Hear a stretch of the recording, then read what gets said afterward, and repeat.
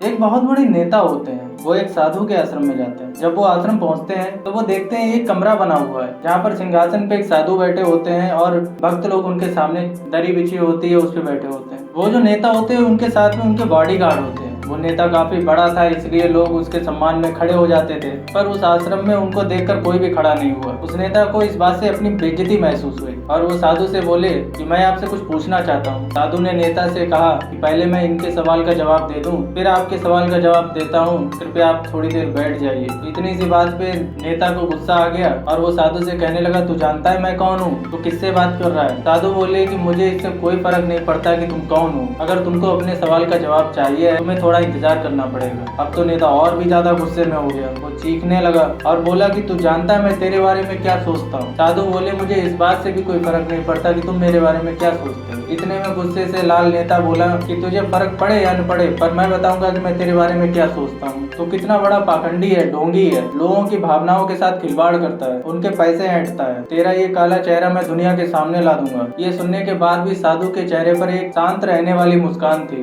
अब तो नेता का गुस्सा सातवें आसमान पर था। वो बोला, बहुत हो गई मेरी बेइज्जती, अब मैं यहाँ एक मिनट भी नहीं रुकूंगा। अगर तुझे अपनी गलती पे पछतावा है तो मुझसे माफी मांग सकता है। साधु बड़े ही प्यार से बोले, मुझे आपसे कोई भी गिला शिकवा नहीं है, मुझे तो आप एक नेक और सज्जन व्यक्ति ही मालूम पड़ रहे हैं। नेता ने अपनी तारीफ सुनी और बड़ा खुश हो गया। वो खुश होकर चुपचाप अपने घर लौट गया। घर पहुंचते ही उसके पिताजी बोले कि बेटा आज तो बड़ा ही खुश नजर आ रहे हो, क्या बात? तो उस नेता ने बड़ा ही घमंड में सारी बात अपने पिता को बताई। पिताजी ने जब ये बात सुनी उसके बाद मुस्कुराए और कहा कि बेटा जो तुमने साधु से अपशब्द कहे हैं वो इसलिए नहीं कहे क्योंकि वो वैसे हैं, बल्कि इसलिए कहे क्योंकि तुम ही ऐसे हो। और जो साधु ने तुमसे इतने विनम्रता भरे शब्द बोले हैं वो इसलिए नहीं बोले क्योंकि तुम इसके लायक हो, बल्कि वो खुद उस चीज के लायक है। इसलिए दोस्तों हमारा नजरिया हमेशा अच्छे की तरफ होना चाहिए। आप लोगों को कैसी लगी ये कहानी जरूर बताएं।